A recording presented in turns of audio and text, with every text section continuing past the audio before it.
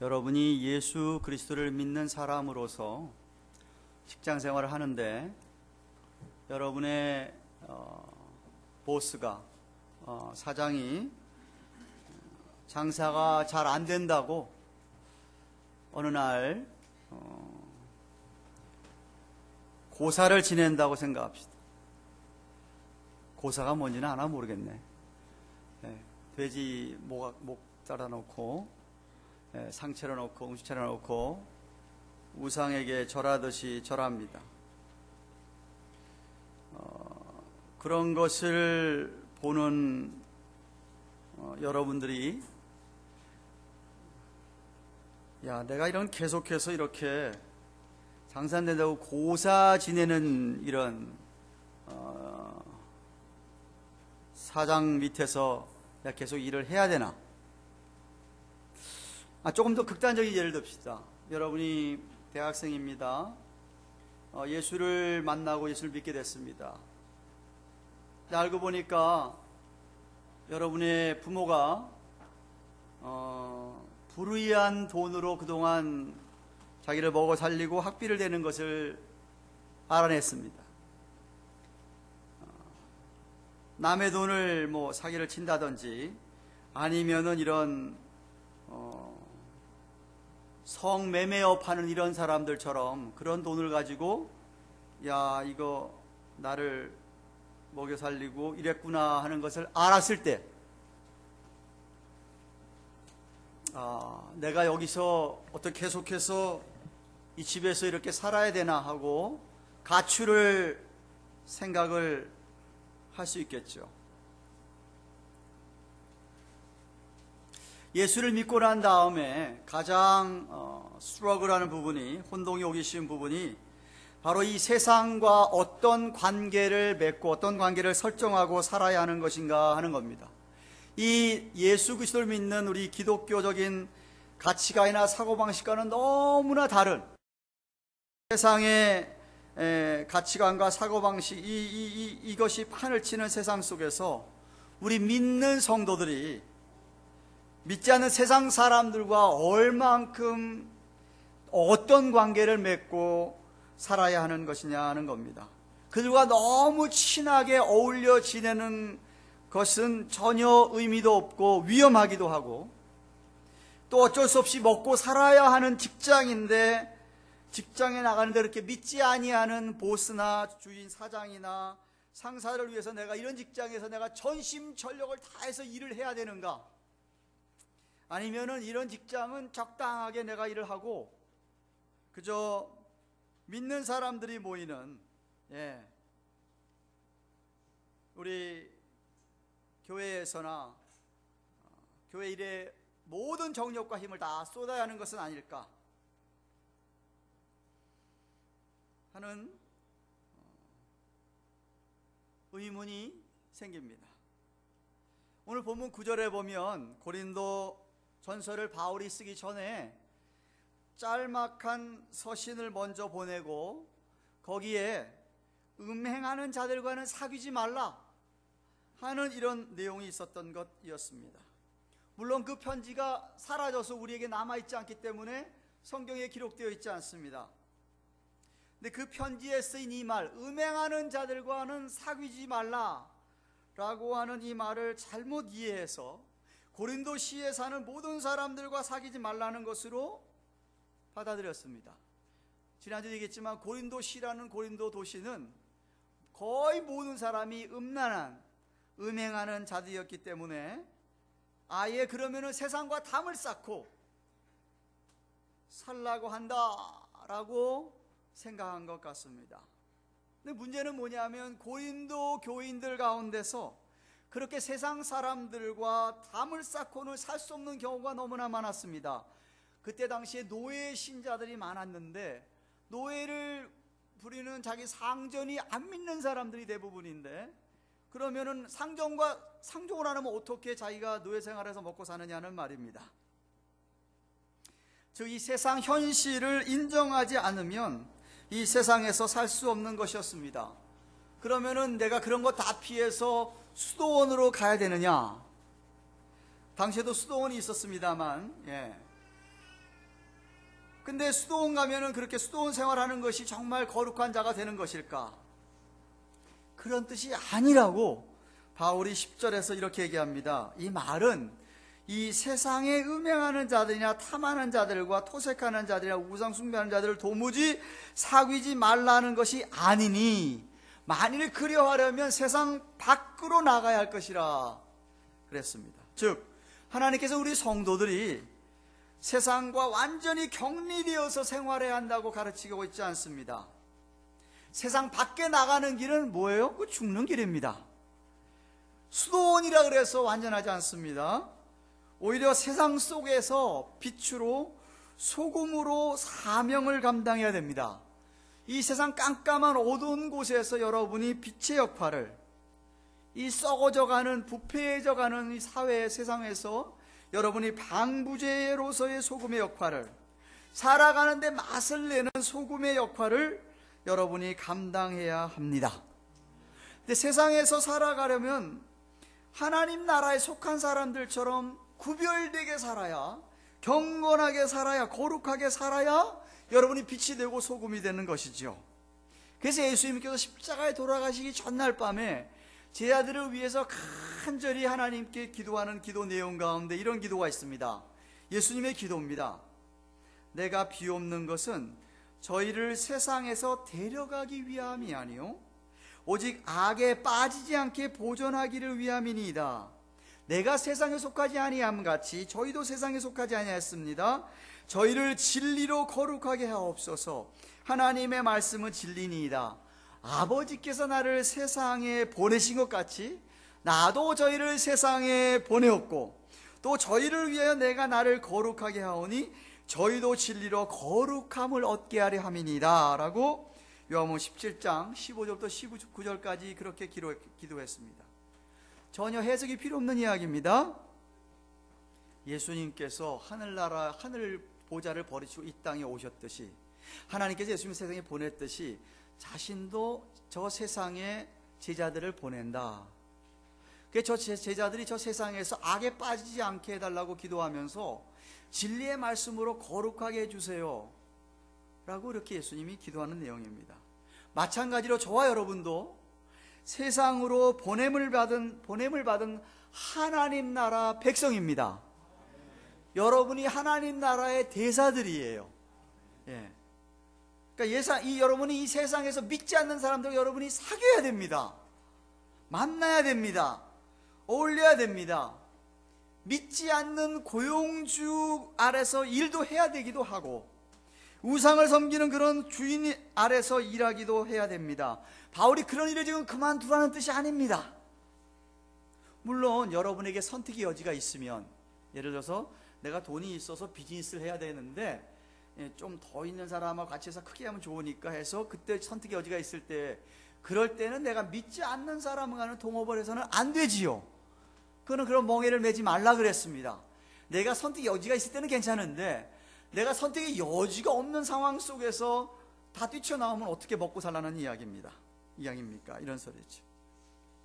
어쩌면 고린도 교회 안에 바울을 대적했던 사람들이 있었는데 그 사람들이 바울의 사역과 권위를 훼손하기 위하여 9절 말씀을 오해하면서 이용한 것 같습니다. 바울이 교인들에게 모든 죄인과 아예 사귀지도 말라 그랬다고 주장하면서 그것을 근거 삼아서 그의 모든 가르침을 무시했던 것 같습니다.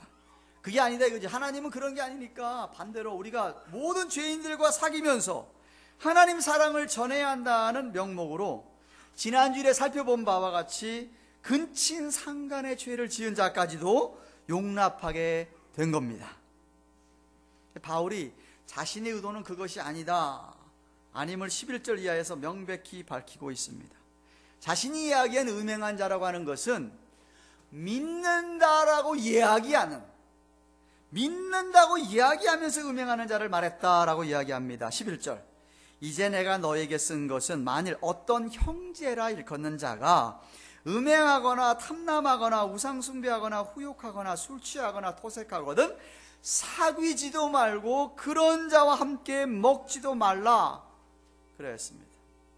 즉 말하면은 믿는다고 하는 교인이 형제라고 말하는 자가 음란한다든지 탐심으로 남의 돈을 가로챈다든지 우상 숭배를 한다든지 후욕이란 말은 입만 열면 욕설하는 사람 얘기합니다. 남을 비방하는 사람 얘기합니다. 아니면 술을 취하거나 습관적으로 도적질하는 사람과는 사귀지도 말고 함께 먹지도 말라는 거예요. 이런 말씀들은 어떤 분들은 고개를 좀 갸우뚱할 것 같습니다. 아니, 믿는 사람들끼리 좀 잘못한 일이 있어도 좀 덮어주고 용납해주고 용서해주고 그러면서 같이 가는 거지. 안목으로는 좀 잘못했다 이래가지고 그렇게 따돌 수 있느냐, 먹지도 말라고 하느냐, 불쌍하게 여기고 감싸주질 못할 망정에 아예 음식까지 함께 먹지 말고 너무 심한 게 아니냐 라고 여길 사람, 생각할 사람이 있을지 모르겠습니다. 여러분 가운데서도. 근데 성경이 똑똑하고 분명하게 명합니다. 그런 자들과 사귀지도 말고 함께 먹지도 말라고 못 받고 있습니다. 이유가 뭡니까? 잘 들으세요. 첫째, 이유는 우리 모두는 다 죄성을 가지고 있기 때문에 누구나 다 그런 죄에 오염될 가능성이 있다는 사실을 인정해서 그렇습니다. 무슨 이야기예요? 여러분이 내가 믿음이 있다고 하더라도 지금 여기 나오는 이런 사람들과 사귀게 되면, 이런 사람들과 믿는 자라고 가까이 하게 되면 여러분도 그 나쁜 영향을 받아서 여러분도 그런 죄를 지을 가능성이 있다는 거예요. 아무도 그런 죄에서 자유로운 사람이 없다. 만약에 그런데 그런 자들을 그대로 받아주어서 누룩이 되게 하면 그 영향이 미쳐서 신부야되는, 정결한 신부야되는 교회가 더럽혀지기 때문이라는 말입니다. 그러므로 여러분, 어느 교인이 이런 죄에 빠졌다고 했을 때에 그것을 보고 여러분이 큰 충격을 받아야 됩니다. 그걸 대수롭지 않게 여기면 곤란합니다. 어떤 생각을 가지고, 야, 나도 저렇게 되면 어떡하나, 나도 저런 죄를 지으면 어떡하나 하고 두려워 떨어야 합니다. 그런 사람이 바로 죄에 대하여 애통하는 사람입니다. 산상수훈에서 죄에 대해서 애통하는 사람이 그런 사람입니다. 아, 나는 의롭고 나는 죄인이 아니고 나는 그런 거 안 하니까 저 녀석은 마땅히 징계를 받아야 마땅해, 그런 이야기, 그런 의미를 지금 하고 있는 게 아닙니다. 잘 들으세요. 오해하시면 안 됩니다. 나도 그런 죄를 범할 수 있는 연약한 자이기 때문에 그런 죄에 대해서 내가 민감하게 반응하지 않으면 안 된다는 거예요. 이해가 되십니까? 그럼 좀 아멘 좀 하세요. 순복음교회만 아멘 하는 거 아니라고 내가 몇 번씩 얘기를 해도 안 해.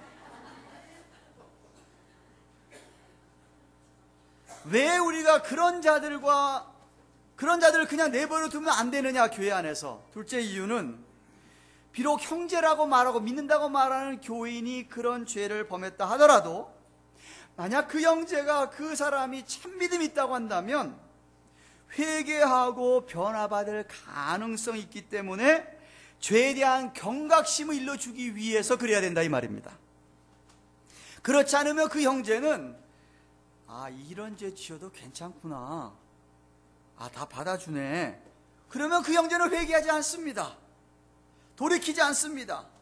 그 무딘 양심이 놀라지도 않고 아무렇지도 않은 것 같이 계속 죄 가운데 있게 됩니다. 즉, 그런 죄를 가만히 덮어두게 되면, 덮어두고 넘어간다면 그 영혼을 죽이는 것과 똑같습니다. 잠시 동안이라도 그런 죄를 보고 회개하지 않으면, 잠시 동안이라도 사귀지 않고 함께 먹지도 않으면서 좀 관계가 고통스러워진다 하더라도 그 사람이 죄에 대해서 이런 엄청난 대가를 치르고 나서 얼마나 내가 무서운 죄에 빠졌는지 깨닫고 겸손히 하나님께 돌아올 가능성이 있으니까, 그렇게 해서 만약 그 영혼이 돌아오게 된다면 여러분이 그 영혼을 얻는 겁니다. 그게 바로 잃어버린 한 양이 돌아오는 거, 찾는 거랑 마찬가지라고 저는 생각을 합니다. 여러분이 가정에서 적용할 수 있어요.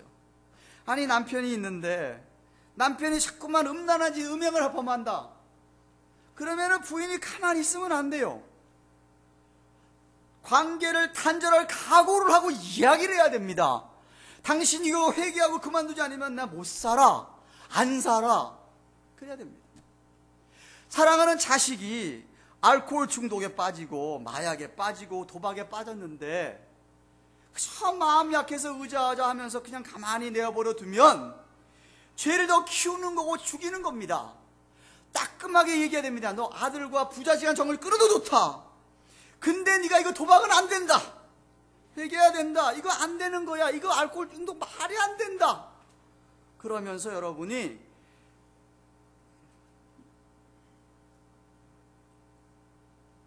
단호하게 이야기를 안 하면 그 영혼을 죽이는 거라 이 말이에요.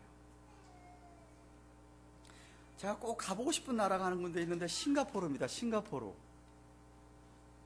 제가 왜 거기 가고 싶으냐 하면 그 나라는 굉장히 조그만 나라인데도 불구하고 강도하는 사람이나 강간하는 사람이 거의 없답니다. 왜 없느냐 했더니 그 사람이 교도소에 한번 가면 태형을 하는데 사람이 때리는 게 아니래요. 기계가 때린답니다. 기계가. 그 기계에다가 그 사람의 몸무게, 체중, 혈압 이런 거 다 입력을 해놓고 그 기계가 때리는데 죽지 않을 정도로 때린답니다. 그걸 알기 때문에 안 하는 거예요. 못 하는 거예요. 네. 아니, 세상에 믿지 않는 나라도 뭐 그렇게 해서 강간을 잡고 있는데, 그렇잖아요? 저는 제일 불쌍한 교인, 제일 불쌍한 교회가 어떤 교회냐 하면 날이 지나고 달이 지나고 해가 바뀌어도 안 바뀌는, 안 변하는 교인, 안 변하는 교회가 제일 불쌍한 겁니다. 정말 새벽 기도 때마다 그런 분들 생각하면 절로 눈물 간절히 기도해요. 변하지를 않아요.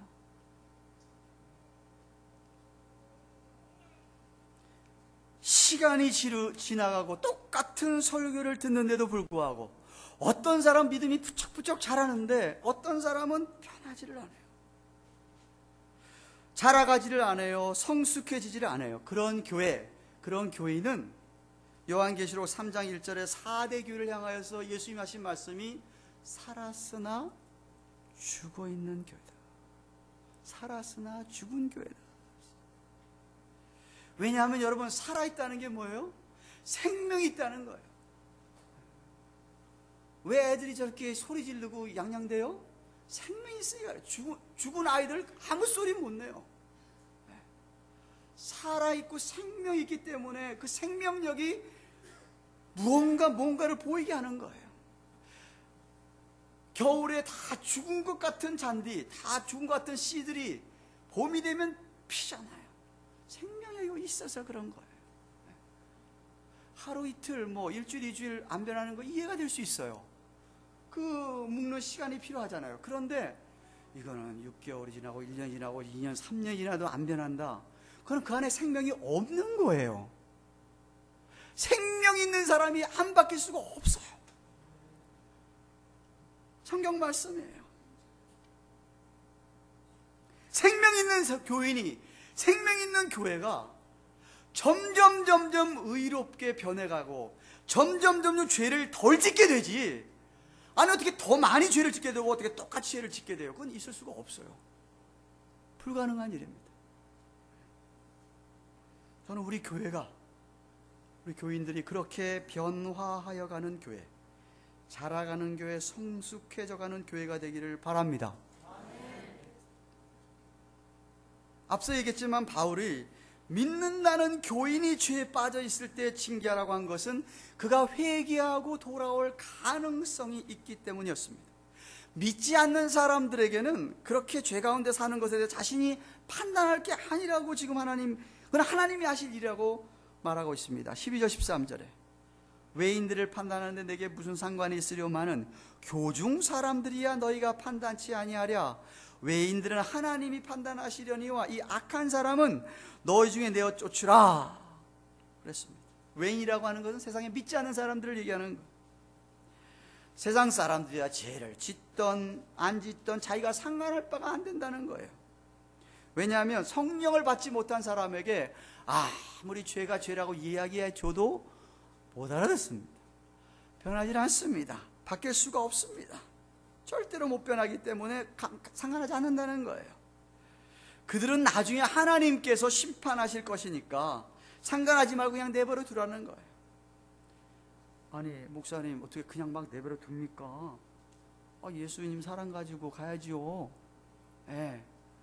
그래서 가서 하는 일이 뭐예요? 우리가 할 수 있는, 그들을 살릴 수 있는 길은 그들에게 복음을 전하는 거예요. 그들이 예수를 믿게 하는 거예요. 성령을 받게 하는 거예요. 예. 그래서 성령 받고 진짜 교인 되면, 예수 믿는 사람 되면 그들이 변하기 때문에, 예. 그게 우리가 세상 사람들 도울 수 있는 유일한 길이에요. 다른 길은 없어요. 예. 그러면 그 사람들이 하나님 마지막 심판도 안 받게 돼서 지옥도 안 가게 되고 하나님 자녀로서 크신 은혜 가운데서 우리처럼 살게 될 겁니다. 하지만 교중 사람들, 교인이라고 하는, 믿는다라고 하는 교인이 회개하지 않는 그런 교인이 있다고 한다면 그거는 교회가 판단해서 내어 쫓으라 라고 명령하고 있습니다. 지난주에 살펴본 그런 근친 상간의 죄를 범한 사람은 당연히 이방인 취급을 하고 내어 쫓아야 한다는 그런 말씀입니다. 사랑하는 개항하는 교회 여러분, 우리 하나님께서는 교회만 다스리는 것이 아니라 분명히 세상도 다스리십니다.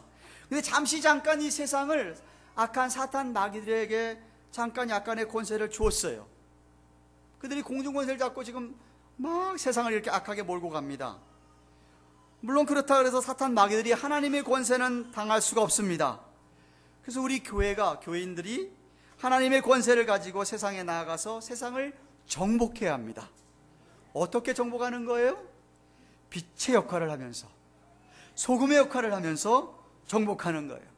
비록 믿지 않는 세상 사람들과 더불어서 이렇게 그들을 상대로 사업도 하고 직장 생활도 하고 학교 생활도 하고 심지어 가정에 믿는 식구들도 있는지 믿지 않는 식구들도 있지만 우리가 그런 곳에서 믿는 자로 최선을 다해서 구별되어 경건하게 살아야 합니다.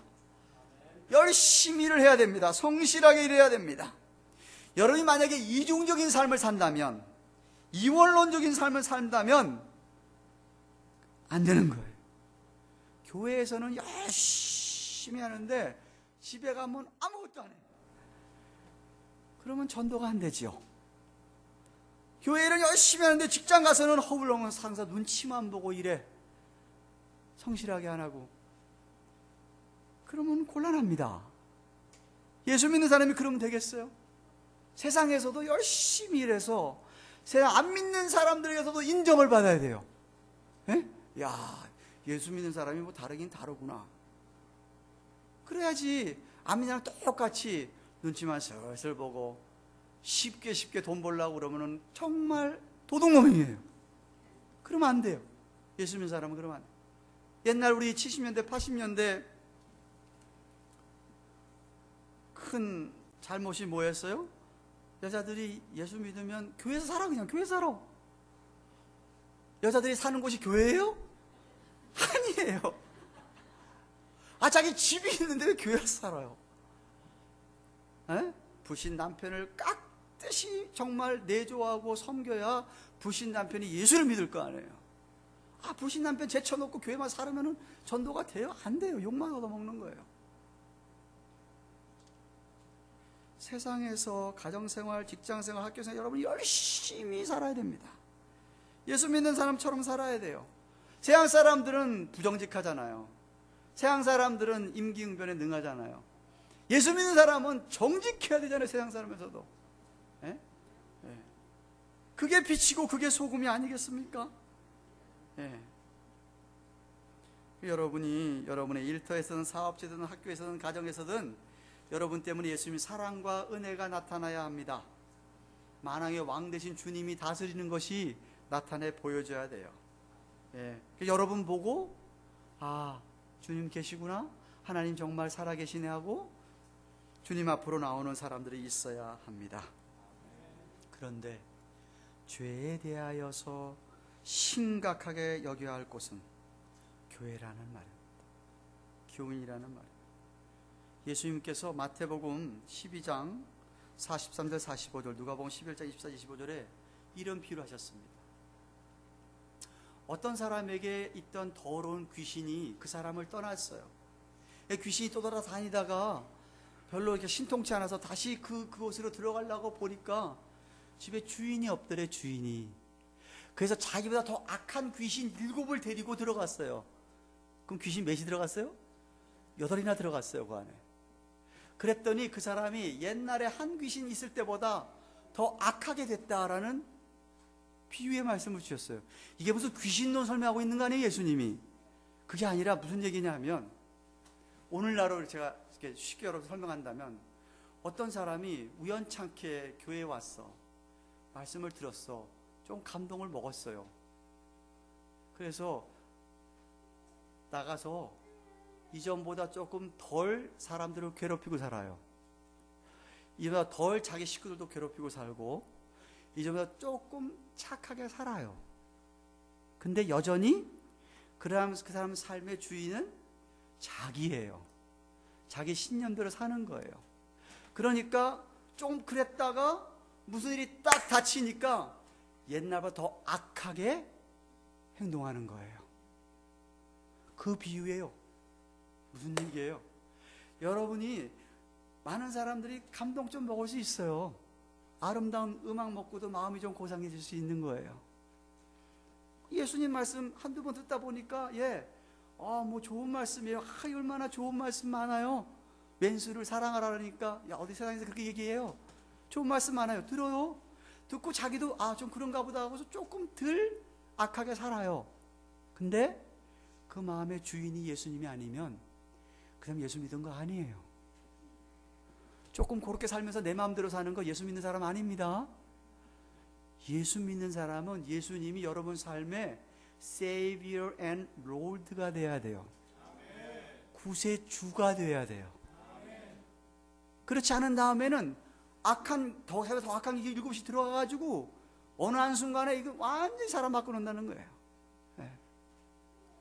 여러분, 복음이 아니면, 진리의 말씀이 아니면 어느 누구도 근본적으로 변할 수가 없어요. 변할 수가 없습니다.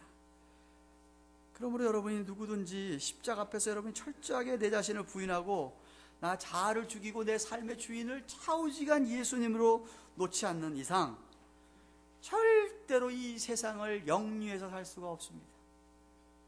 성령의 능력이 아니면 이 세상을 정복할 수가 없습니다. 계속 빛을 발휘하면서 그렇게 어둠의 세력을 몰아내고 진리로 변화를 받게 하려면 여러분은 철저하게 여러분의 삶의 주인이 예수님이 되게 하셔야 됩니다. 늘 예수님 허락받고 하셔야 돼요.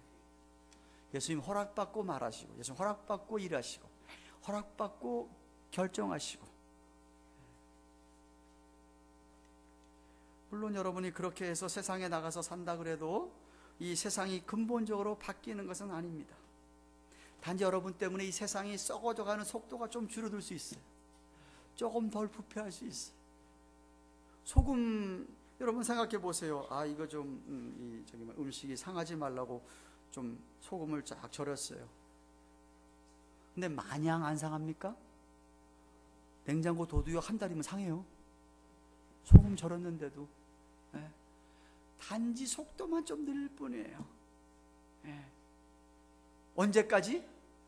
복음이 온 세상 끝까지 전파되기까지, 우리 예수님 재림하시기까지 우리가 잠깐 속도를 늦추고 있는 것뿐이에요. 택자를 한 사람 더 구원하기 위해서. 그러니까 여러분, 아무리 세상이 악하다 그래도 세상을 떠나면 안 됩니다.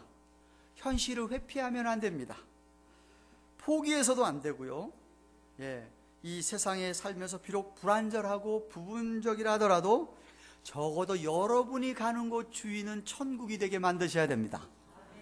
여러분이 정말 그렇게 빛으로 소금으로 살면 그렇게 됩니다. 이 세상에 필요한 사람은 누구예요? 여러분과 같은 참된 그리스도인입니다. 왜냐하면 이 세상의 죄악을 막아줄 수 있는 사람들이기 때문에. 김치를 절일 때도 소금이 필요하고 생선을 요리할 때도 반드시 소금이 필요하듯이 이 세상은 참된 그리스도인들이 꼭 필요합니다. 우리가 참된 그리스도인이라면 세상을 어떻게 도울 수 있어요? 여러분, 세상에 살면서 하나님 말씀을 따라 살면 됩니다. 하나님 말씀이 한 대로 살면 됩니다. 예수 그리스도의 주권에 복종하고 살면 돼요. 예. 그저 여러분 삶의 중심에 주님을 놓고 사시기를 바랍니다. 그저 다 믿고 맡기세요. 다 믿고 맡기시고 주님이 하라는 대로만 하시면 됩니다. 예. 그리고 성령의 능력으로 여러분을 아직도 조금이라도 지배하고 있는 무지나 혹은 미신이나 음란이나 우상이 있다고 한다면 그걸 몰아내야 됩니다. 결단해야 됩니다. 회개해야 됩니다. 그러면 큰 능력이 나타날 것입니다. 그리고 복음을 전해서 세상 사람들을 주께로 인도하십시오. 사람은 자기 안에 있는 죄성을 깨닫고 예수님을 주님이라고 인정하며 영접하기 전까지는 절대로 변하지 않습니다. 그래서 우리가 복음을, 말씀을 전하는 거예요. 사람들이 아까도 얘기했지만요, 아름다운 기독교 음악, 바하나 핸델의 그 아름다운 음악 할렐루야 듣고 조금 마음에 감동받을 수 있어요. 아름다운 성화를 보고 감동받을 수 있습니다. 그러나 그런 것이 그 사람을 변화시킬 수는 없어요. 하나님 말씀 외에는 변화시키는 도구가 없습니다. 예. 물론 교회와 세상은 근본적인 차이가 있습니다. 참된 교회는 하나님의 직접적인 통치를 받는 제사장 나라입니다. 그곳에는 변화가 있습니다. 그 나라는 영원히 썩지 않는 나라입니다. 그런데 세상은 계속 부패하게 되어 있고 우리는 이 세상에 살면서 이 세상이 그렇게 부패하는 것을 덜 부패하게 될 책임이 있습니다. 방관하고 있으면 안 되지요. 그렇다고 이 세상을 내가 천국으로 만들겠다고 목숨 걸면 안 됩니다. 왜? 그렇게 할 수가 없어요. 주님 재림하시기 전까지 이 세상은 천국으로 변하지 않습니다. 하지만 잘 들으세요. 교회는 천국이 되게 하셔야 됩니다. 교회만큼은 정결한 신부로서의 죄악된 누룩을 제거하는데 우리가 목숨을 걸어야 합니다. 천국의 모습을 방해하는 그 어떤 모양도 우리는 다 제거해야 합니다. 하나님의 은혜와 진리의 말씀으로 성령의 능력으로 하나님의 다스림을 온전히 받는 그러한 우리 교회가 되고 여러분이 되기를 주님의 이름으로 축원합니다. 기도하십시다. 두 가지 기도 제목으로